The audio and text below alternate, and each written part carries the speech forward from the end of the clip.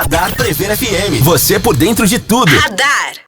Prever FM, 12:01 e uma ótima tarde pra você que tá aqui no 100.9 nesta segunda-feira, 29 de dezembro. Tem várias maneiras de você ouvir a Prever FM. Você pode baixar o nosso aplicativo pro seu Android ou iOS, chamar na Alexa ou acessar o nosso site preverfm.com.br. Boa tarde, Júnior. Boa tarde, Joandre, a todo mundo que sintoniza o 100.9 da Prever FM. Começamos mais uma edição do Radar, música e conversa boa pra você, sempre com um bate-papo legal, informativo.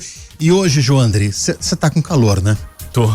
Vamos falar muito de clima, de temperatura. Esses dias falando demais, disso, né? De meio ambiente, de Botucatu. O Cidir Júnior, que é educador ambiental, é nosso convidado de hoje. Cidir, boa tarde, tudo bem? Muito obrigado por aceitar o nosso convite. Obrigado, Júnior, boa tarde. Boa tarde, Joandre. Boa tarde a todos os ouvintes da Prever. Prazer estar aqui, cara. Prestigiar o seu programa tá indo muito bem, acompanho. Na realidade, acompanho você há anos, né? Obrigado, Cidir. E o Joandre, igualmente também. E um prazer estar aqui, vamos ver o que vem aí pra gente conversar. Legal. Tem muita coisa importante pra gente debater aqui no Radar da Prever FM. Prever FM, 12:11, esse é o Radar, música e conversa boa até 1 da tarde. Hoje nós estamos recebendo aqui o Cidir Júnior, gestor ambiental, especialista em meio ambiente. Ô Cidir, a gente falava fora do ar e no comecinho também essa onda de calor, né? Como é que os ambientalistas estão, como é que os especialistas em meio ambiente estão enxergando essa nova onda de calor? Eu não me lembro de uma onda de calor tão forte assim no final do ano, né, Cidir? Então, Júlio, é o seguinte, a gente tem alguns eventos climáticos que corroboram com isso, né? A gente tem, por exemplo, El Niño e Laninha, né? Que é o aquecimento e o resfriamento do Pacífico, e isso altera muito o clima no Brasil, nas Américas Centrais, né? A gente está num período agora de neutralidade, não existe nenhum fenômeno atuando. Ambos estão quietos. Então a gente está mais ou menos seguindo o que seria normalmente o verão. Né? A gente estava tendo um bloqueio atmosférico que tá sendo rompido, até estava mostrando para vocês os avanços da umidade, né? Que tava impedindo de entrar umidade e chuva na região, então a chuva desvia. E nós temos um outro problema que é um ponto importante que a gente depois pode aprofundar um pouco. A gente fala muito de aquecimento global, mas a gente tem que entender uma coisa: os aquecimentos mais importantes que a gente tem, na realidade, são os microclimas. As cidades. Botucatu aqueceu não é porque mudou o clima, é porque Botucatu cresceu. A gente tem um fenômeno chamado albedo. Albedo é a capacidade que um corpo tem de absorver a energia do sol. Absorver e refletir o sol. Então, quanto mais asfalto, quanto mais telha, quanto mais concreto a gente tem, maior a capacidade desses corpos de absorver essa temperatura, né? E ela ficar presa, entre aspas, na região. E quanto menos arborização, porque o que acontece? O sol bate na árvore, ele não reflete. Então a árvore absorve. Então por isso que um local de floresta é um local úmido, com temperatura mais amena. Mas quando você tem uma área que você tem concreto, o sol bate e ele reflete, é aquela aguinha que você vê na subida do asfalto, né? Então isso faz com que as cidades vão aquecendo cada vez mais. Ainda que nós temos uma vantagem, nós temos uma altitude boa, 900 metros, então a gente tem ainda um vento razoável. E ontem, por exemplo, estava uma noite agradável, mesmo calor, mas se você saia na rua, estava um vento gostoso. Você vai em outras cidades, aí você não tem essa situação. Então a gente tem essa questão climática, óbvio, global, mas se você pega os microclimas, eles influenciam às vezes muito mais do que no dia a dia do que na realidade um aquecimento global. Uma explicação plausível para aquele mais antigo que fala: nossa, mas Botucatu antigamente era muito frio, né? Agora Botucatu é muito quente, não tem nada mais do que era antigamente. Tá aí uma explicação. Botucatu cresceu demais. Botucatu sempre teve um território grande. Sim. Mas ela expandiu como cidade, né? Como centro urbano. Consequentemente, você tem menos áreas, com árvores, ou mais áreas desmatadas, né? Cidir? Aliás, eu estava vendo hoje, Joandre, Cidir e ouvintes da Prever FM, um estudo em São Paulo, pegou o bairro do Morumbi, que é teoricamente um bairro nobre de São Paulo, com uma favela que eu não vou me lembrar agora o nome, qual favela era, mas dentro do mesmo município de São Paulo, diferença de 15 graus. Sim. 15 graus. Nossa. É uma loucura isso, né? Se você vai embaixo da serra e sobe pra cá, você tem pelo menos Sim. uma diferença de 3 a 4 graus. E pro Rio Bonito, por Rio exemplo. Bonito, né? Então, você tem essa questão desses microclimas e parece que não influencia, mas influencia bastante, chega a desviar a chuva. Porque cria uma espécie de uma redoma de ar quente e a nuvem. A gente tem que entender assim, que o clima são disputas de forças. Tá. Você tem que ter uma força maior para vencer a outra. Então, se você tem uma atuando, você tem que ter uma que seja mais forte para que consiga vencer essa força e consiga mudar o clima, né? Ontem, por exemplo, nós tivemos, se você estava olhando no radar, eu também estava, a gente teve uma formação grande de chuvas, né? Com bastante raio, eu gosto muito de tempestade, então tava lindo de ver e conseguiu dar uma melhorada, só que nós estamos num período de verão, de calor, então é naturalmente quente, tava 24 graus ontem à noite. Então tem a questão, o fenômeno verão, mas também tem essas questões dos municípios que acabam agravando a situação.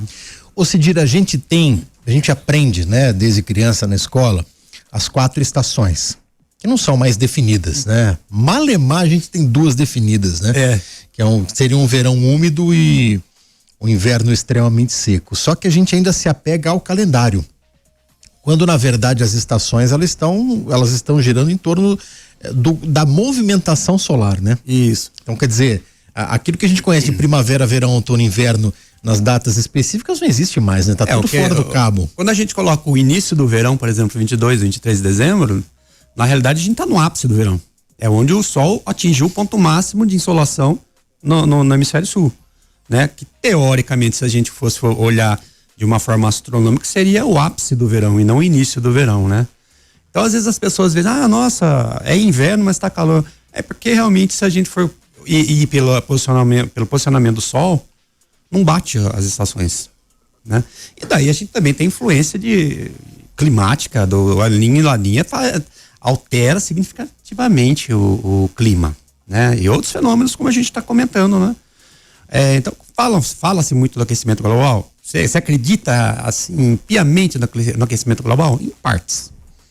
Em partes tem a ver, mas você tem muitos outros fenômenos que atuam, tanto que até hoje, se você pega um meteorologista, ele não consegue prever com precisão. Você ama a Fórmula 1, não ama? Eu também amo Fórmula 1. Às vezes você vê lá, vai chover em 10 minutos e não chove. Não chove, é imprevisão do tempo. Isso porque os caras estão com um radar ali medindo. Quer dizer, se a alta tecnologia não consegue prever uma mudança climática assim, né? Porque há muitos fatores que influenciam o clima, né? Muitos fatores. Então não é uma coisa precisa. Você tem tendência, há a tendência de que vai chover daqui a pouco, há a tendência que vai, tá formando uma célula, de repente forma uma célula, que nem ontem eu vi por esse aplicativo que eu te mandei aí, a explosão de nuvens que aconteceu ontem, que fez toda essa formação, é lindo de ver. É lindo de ver. A gente falou você estava falando do aquecimento global, né? A Terra, naturalmente, ela chegaria nesse processo.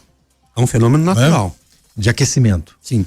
O que pode estar acontecendo é que a gente acelera um pouquinho isso só, né? A gente está acelerando porque a gente tem fenômenos climáticos, né? Nós estamos num período interglacial. Então, a tendência é que em algum momento a gente vai ter um fenômeno glacial. O que está acontecendo? Teoricamente, a gente está adiantando esse fenômeno. Porque você começa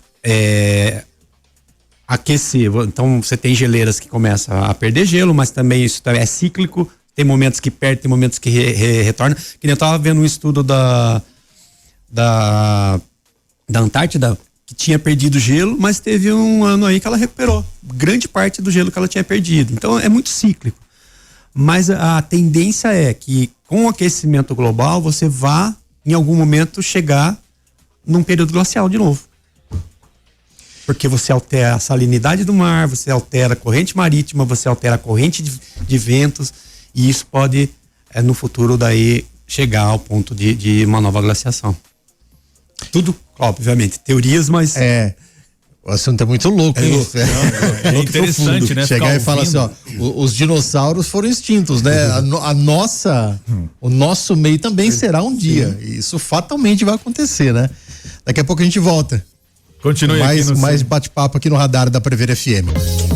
Prever FM, 12:28, esse é o Radar, música e conversa boa até a 1h da tarde. Hoje recebendo aqui o Cidir Júnior, gestor ambiental especialista em meio ambiente. Ô Cidir, se a gente pegar Botucatu agora, falando da cidade de Botucatu do ponto de vista ambiental, né? Quais são as mudanças mais profundas que você analisou nos últimos 20 anos, por exemplo? Bom, se a gente for olhar Botucatu, uma das principais é o crescimento, né? Se a gente pegar os últimos 30 anos, vamos colocar, nós tínhamos uma população em torno de 70 mil habitantes, nós somos para 130, inclusive 151 agora. Inclusive, até uma vez pro Fábio Leite, tem uma praça lá em frente a Praça Brasil Japão, que ali tem os marcos da população botucatuense. Tem. Precisava renovar, precisava atualizar aquilo lá. Na frente do restaurante japonês lá, né? Acho que pouca gente sabe que ali tem aquela praça que conta qual era a população nos censos que foram feitos. 10, 20, 30, 40. Né? Cada estaca é uma quantidade de 10 mil. Né? Então, com isso, a gente teve Botucatu não estava preparado para esse aumento populacional, né? Se a gente for olhar um pouco historicamente, esse aumento ele começou com a duplicação da Marechal Rondon e da Castelim. Final dos anos 80. Final dos anos 80 que começou, porque daí muita gente veio morar para cá. Isso acabou atraindo também indústrias, acabou atraindo serviços, né? Porque a gente basicamente tinha uma população que era de ferroviários, pessoal da Unesp, pessoal da Duratex, da Caio, e depois vieram outros trabalhos, outras empresas, e isso acabou gerando um aumento populacional. Consequentemente, você tem um consumo maior de água, você tem uma geração maior de lixo, você tem um aumento de veículos, você tem, consequentemente, maior emissão atmosférica.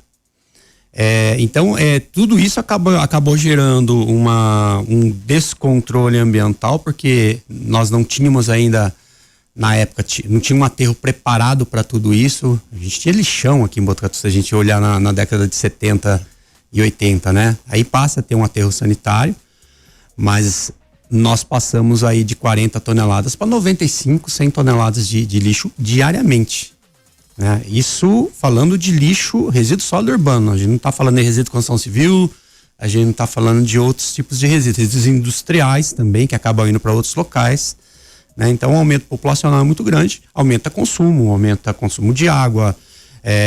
Botucatu é uma cidade privilegiada por ainda não ter falta d'água, apesar de bairros periféricos sofrer aí com determinados problemas de falta d'água, mas é mais focado na parte técnica do que necessariamente falta de água, porque hoje com a barragem a gente tem essa capacidade de produzir água para a população. Perdemos muito com o aumento da cidade, o aumento da temperatura. A gente precisaria ter uma arborização mais abrangente. O que a gente vê hoje de arborização? Muitos parques sendo arborizados, mas as ruas de Botucatu, se você olhar pela história da cidade, pelo tamanho das calçadas, ela não comporta alguns tipos de árvores, né? Pegar a Costa Leite como exemplo, né? Costa Leite, nós temos lá uma série de ipês, né? E que são já antigos, que daqui a pouco vai começar a gerar um problema, e é preciso já começar a pensar numa forma de melhorar ali. A gente tem ruas estreitas, então você acaba não tendo a possibilidade de ter calçadas mais largas, onde você poderia ter um tipo de arborização que favoreça e também o acesso, na acessibilidade. A gente tem que pensar em acessibilidade. Ô Cidir, quando a pessoa vai plantar uma árvore, por exemplo, na calçada, ela tem que saber a espécie, porque causa problemas, né? Existe, na realidade, uma legislação por trás disso. O município possui hoje uma relação de árvores que você pode plantar, porque você não pode, de repente, plantar uma árvore de 10 metros, 12 metros embaixo de uma rede de fiação. Que daí você vai começar a ter... muito, né? Não, e você vê os absurdos que a gente tem hoje de podas... que fazem podas de árvore no meio de fiação, que é necessário, senão vai causar um problema, só que são podas drásticas e isso acaba gerando um problema sério, porque você Às vezes poda a árvore, ela fica com um peso maior de um lado do que de outro, e isso num período de falta de chuva é uma coisa, mas você pega uma chuva com vento e o peso, mais o peso da copa que ela tá desequilibrada, ela pode derrubar a árvore, né? Então você tem diversos problemas que acabaram alterando o meio ambiente do município. Ô Cidírio, você falou do aterro sanitário, né? Muita gente nem sabe onde fica o aterro sanitário aqui em Botucatu. E tentando ser didático para quem está ouvindo, né? Qual que é o caminho que o lixo percorre aqui em Botucatu? Então tá lá, saiu da minha cozinha vai para a lixeira da rua. A partir dali, qual que é o caminho que o lixo do botucatuense tem? Bom, teoricamente, uma coisa que é importante o botucatuense fazer, separar seu lixo. Sim. O reciclável do não reciclável, né? Falei do orgânico, por exemplo. Todo material reciclável, né? Você não precisa separar por tipo, pode ser uma coisa só, que hoje Botucatu tem a coleta seletiva. E o lixo orgânico, que a gente chama de resíduo sólido urbano. Esse lixo ele vai para os caminhões vão coletar e vão levar para o aterro que fica na Eduardo Zuccari. O aterro sanitário, qual que é a diferença dos aterros, né? Nós temos o aterro controlado, a gente tem o lixão, o aterro sanitário. O aterro controlado, algumas cidades ainda adotam essa prática, que é um buraco onde você vai colocar o lixo lá e vai enterrar. Né? O aterro sanitário, ele possui todo um sistema de drenagem do chorume, drenagem do gás metano, que é um gás extremamente inflamável, para que esse material ele possa ser decomposto com o tempo, né? Leva em torno de, dependendo do lixo aí, de 5 a 10 anos. Só para você ter uma ideia, se encerrar um aterro sanitário, ele tem que ficar durante 50 anos sem ter nenhum tipo de ação para que esse lixo possa se decompor, todo o gás sair, todo o chorume, vamos colocar de forma mais que seria percolado, que a gente chama tecnicamente, né? Ele sair do lixo, né? Ele ser decomposto e para que o lixo possa estabilizar. Então ele vai para um aterro onde lá naquele local, por que aterro? Porque ele vai ser aterrado, vai ser enterrado para que ele possa sofrer um processo de decomposição, basicamente a anaeróbia, né? Ela tem um pouco de oxigênio, mas a maioria do processo é anaeróbio. Essa discussão ela esteve em São Paulo alguns anos atrás, ali naquela região do Center Norte, né? Sim. O shopping Center Norte estava em cima de um aterro, né? Sim. Que não respeitaram Diadema teve um problema, né? Também que explodiu uma parte do aterro porque ele tinha um bolsão de metano de um aterro antigo. Em Campinas também foi um estacionamento de um shopping também, acho que foi um shopping, não lembro, guarda de cabeça, mas teve um problema porque estava em cima de um aterro também. O Joandre fez uma pergunta fora do ar e que é a dúvida de muita gente também, né, Joandre? Vai lá. Os entulhos da caçamba. Da caçamba, né? Caçamba gera muita dúvida pro botucatuense, né? O que eu posso colocar dentro da caçamba, né? É o resíduo de construção civil, né? Botucatu está prestes a desenvolver um plano de gerenciamento de resíduos de construção civil, onde você vai ter que contabilizar qual a quantidade de resíduo gerado no município e para onde que vai esse material. Teoricamente, a gente tem dois caminhos para o resíduo de construção civil, tá? Seria os aterros de inerte, onde às vezes você tem algumas valas muito profundas e pode ser, é claro que com licenciamento ambiental vai permitir que aquele local seja complementado com esse material. Há também a reciclagem do resíduo de construção civil, que eu acho que é um caminho mais ecológico, porque você vai tirar o que é aço, vai separar o que é matéria orgânica, então o concreto, o tijolo e esses outros materiais, ele acaba sendo reciclado e pode ser reutilizado. Mas existe isso aqui? Aqui em Botucatu, não. Mas tem cidades que existem, sim. Paulínia tem, algumas outras cidades tem. Eles fazem, daí usam em estradas rurais para recompor a estrada, né? Como se fosse um cascalho. A gente chama de pissarra, né? Tá. E então ele pode ser usado nesse porque, por exemplo, a prefeitura ela sofre muito nesse período de chuva nas estradas rurais. Sim. Você perde muito solo, né? E então tem que passar a máquina e cada vez mais vai aprofundando, vai afundando aquela estrada, né? E o correto seria passar algum material para que, primeiro, não gere atoleiros, né? Que a estrada ela seja mais estável, mais estabilizada. Então, às vezes usam pedras, usam rochas para que essa estrada ela fique mais estável. Hoje nós temos a caçamba e temos a bag, né? Que é uma alternativa. A bag é uma outra alternativa para materiais com uma quantidade menor. Tá. E nós temos o bota fora, que daí é para o cidadão levar aquele pouquinho que ele tem lá, 50 quilos, 60 quilos, para levar lá no bota fora. Fica em Rubião e outro? Não, o bota fora, a gente tá falando do ecoponto. Tá, o ecoponto ali na Zona Leste. Tá. Os aterros que a gente tem, que eu conheço pelo menos, é Rubião Júnior e tem um, acho que próximo do BenTV. Eu não sei se tem mais, assim, eu não... Como não é uma área que a gente mexe muito, a gente mexe bastante com indústrias e outras coisas, né? Então eu não tenho muito contato com os locais. Eu sei que tem esses dois. Ô Cidírio, você que mexe muito com isso, né? Você que vive a educação ambiental, você está esperançoso que em 2026 um outro ecoponto saia do papel? Como já foi prometido? É importante porque que um só não dá mais conta, né? Um só não dá conta, né? Havia um projeto pro Rio Bonito, se eu não me engano, para sair um pro Rio Bonito, mas Botucatu teria que ter pelo menos uns 3, 4 ecopontos, né? E tem uma outra questão, a população ela tem que ter ciência de que o ecoponto é coisa para pequenos materiais.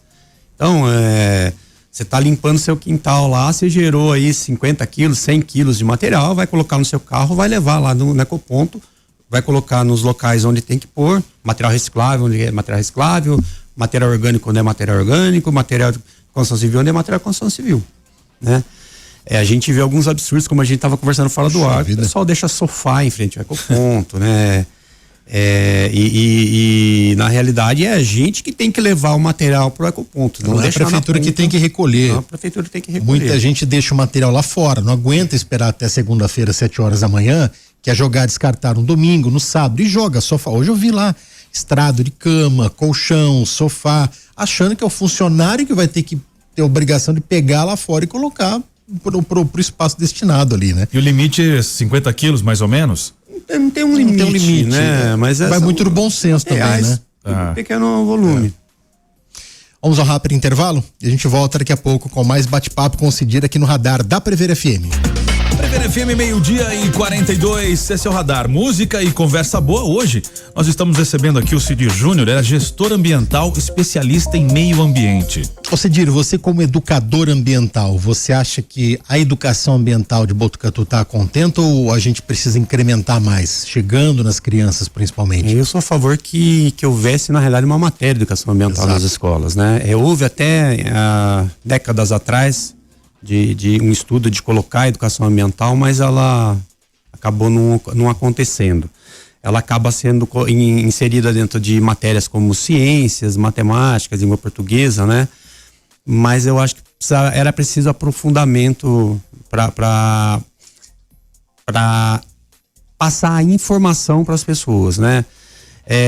Falar com as pessoas que é falta de conscientização, se a gente for falar, olha, é falta de conscientização, eu não digo que é conscientização, porque a gente tem a rádio falando, a gente tem a televisão falando, a gente tem N matérias na internet colocando isso, o que falta é cultura, é um aculturamento das pessoas, que isso vire na realidade uma prática usual das pessoas, separar seu lixo, a prefeitura tem coleta seletiva, eu não sei exatamente hoje como é que tá o calendário de coleta seletiva das ruas, tá? É importante saber, quem tiver dúvida, saber e procurar a prefeitura na Secretaria do Meio Ambiente e ver qual que é o calendário, qual é o dia que passa na sua rua.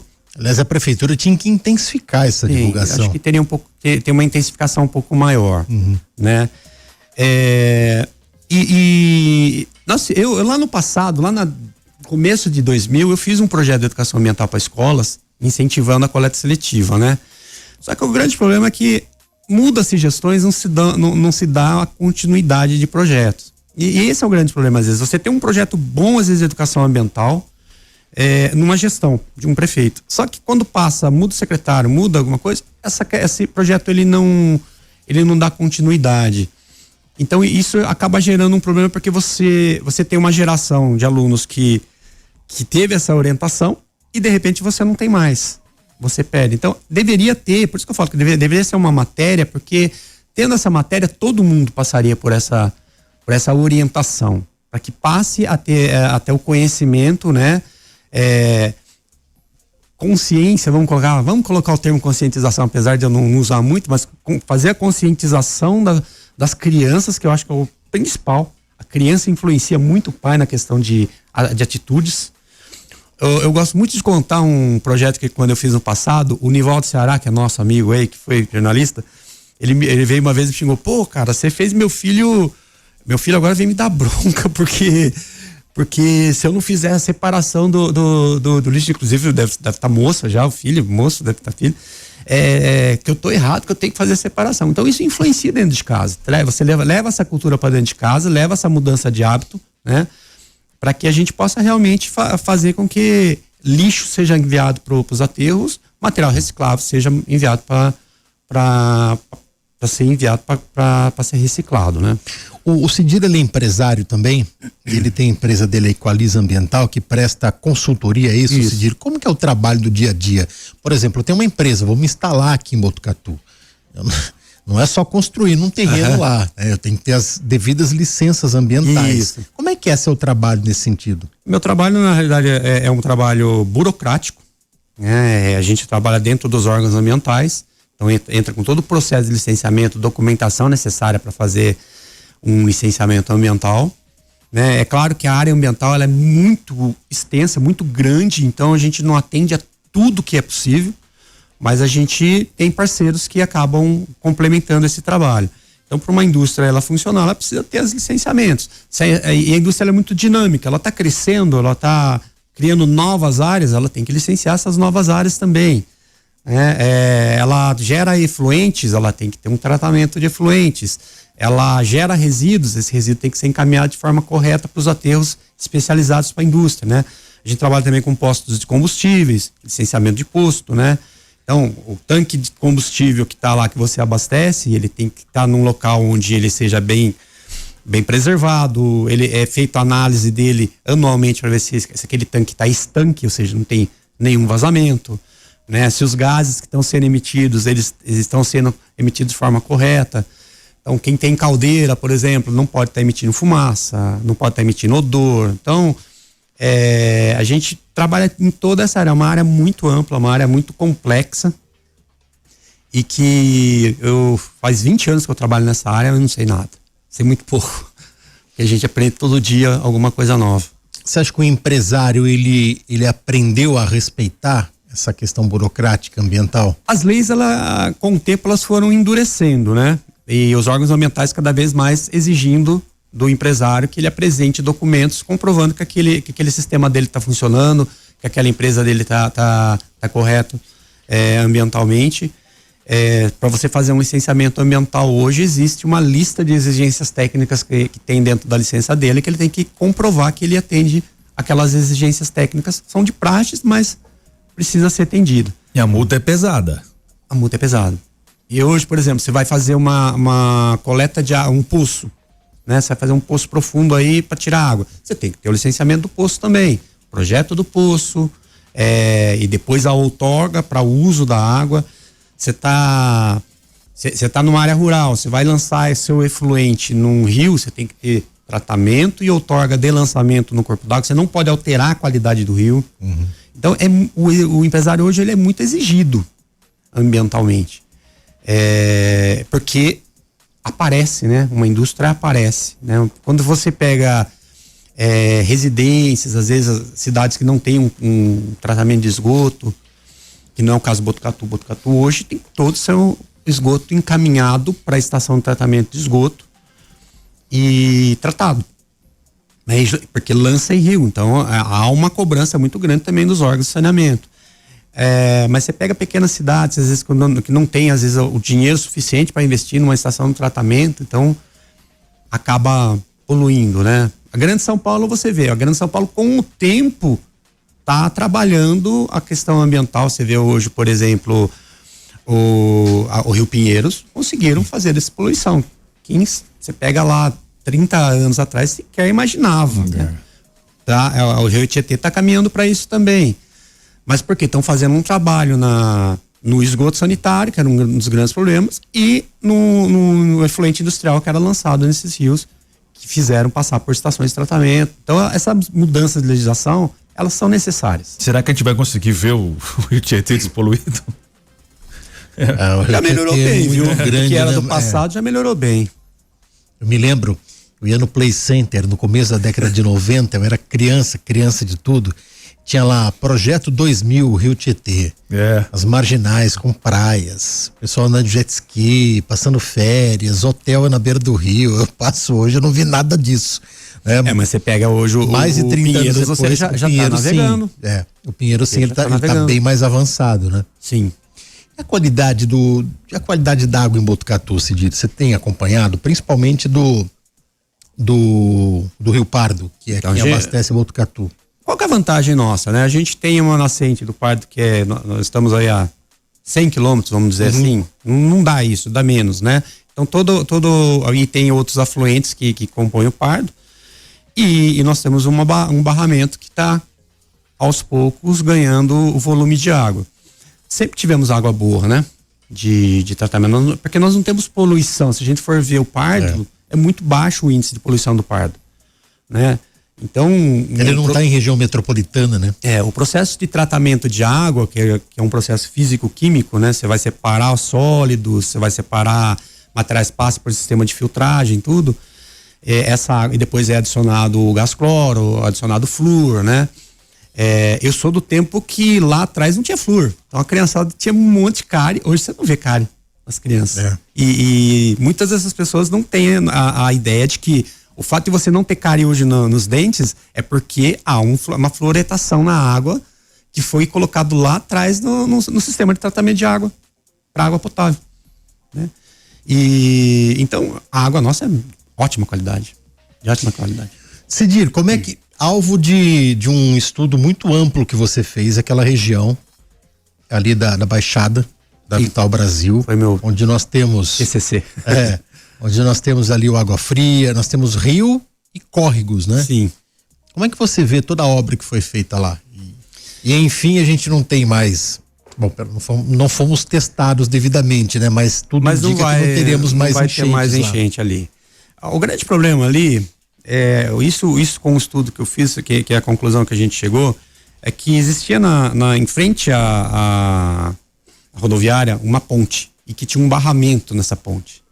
Então esse era um dos problemas, você tinha barramento. E você tinha também o corpo do rio, né? A calha muito rasa. Então você tinha uma calha rasa com um corpo d'água estreito e ainda um sistema de barramento. Quando teve aquela chuva em janeiro que levou tudo, né? A natureza mostrou, falou, eu quero passar, eu preciso passar. Então,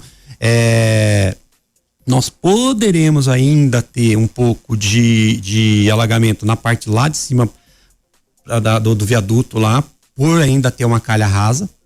Pode ser, como a água está correndo com maior velocidade, pode ser que não haja esse alagamento ali, mas em algumas regiões pode ser que haja sim, né? O que eu fiz do estudo do Tanquinho, ele tem hoje uma área de APP muito bonita, tudo, né? Mas ainda a gente tem alguns problemas, porque às vezes alguns galhos, alguns troncos de árvores caem e acabam barrando a ponte. Então isso gera em algum momento alguns barramentos ali e que existem alagamentos pequenos, mas existem ainda. Então é um desafio grande agora que parece que com esse dinheiro que a prefeitura recebeu, que vai trabalhar no drenagem, né? 71 milhões. Você vai ter que fazer um trabalho muito amplo na parte de drenagem. E isso pode ser que custe o corte de algumas árvores ali da área de APP do Tanquinho. Vai ter gente que vai reclamar? Vai ter gente, mas vai ser necessário. Porque senão, se você não eliminar esse fator que é árvores que caem no rio e que acabam entupindo, e às vezes o que eu vi em alguns momentos, a parte da ponte, da estrutura da ponte, às vezes a árvore ela faz esse barramento, a água ela quer passar em algum momento, então ela começa a cavar lateralmente, então você pode prejudicar pontes também, né? Então você vê muito alagamento, qual que é a primeira coisa que vai embora? É ponte, porque aonde ela passa não é suficiente, ela vai buscar outros locais para passar. O Tanquinho é o próximo desafio, porque o lava-pés é resolvido, né? O lava-pés aparentemente tá resolvido com esse trabalho que eles fizeram. Legal, Cidir, olha, o bate-papo tá muito bom, consequentemente o tempo passa muito rápido, né? Tinha muito assunto pra gente debater ainda. Cidir, obrigado pela sua presença aqui. Eu que agradeço, Joandre Júnior, prazer Obrigado. estar aqui conversando com vocês. Espero ter correspondido à expectativa, né? A gente vê que teve gente que fez algumas perguntas, eu tentei responder de uma maneira indireta, a gente viu os áudios das pessoas aqui, né? E assim, meio ambiente é uma coisa complexa, né? É uma coisa que ela, a todo momento, há variáveis. O que é verdade hoje Pode não ser amanhã. pode não ser amanhã, né? Então a gente procurou responder de uma maneira objetiva, baseado naquilo que a gente tem de conhecimento já de décadas, e deixar meu WhatsApp, meu telefone, né? Quem quiser algum contato com a Equaliza Ambiental, né? Nós temos o nosso e-mail cidirjr@equalizaambiental.com.br. Nós temos o Instagram da Equaliza Ambiental, que é Equaliza Ambiental, né? E o meu celular, quem quiser aí, 14991345083. Cidir, valeu, obrigado. Bom Obrigado fim de a ano todos pra vocês. você. Uma ótima passagem de ano pra vocês também, que 2026 seja um ano bem melhor, né? Obrigado, Cidir. Valeu, abraço. Joandre, Abraço. amanhã voltamos. Obrigado. Amanhã vamos receber o Guilherme, ele é veterinário do Sempas. A gente tem um bate-papo legal pra fazer aqui no radar da Prever FM, ok, Joandre? Certo, Júnior. Até amanhã, então, com meio-dia aqui com o radar. E atenção, você ouvinte, de repente quiser acompanhar essa entrevista na íntegra e outras também, vá direto no nosso canal no YouTube. Radar Prever FM. Você por dentro de tudo. Radar.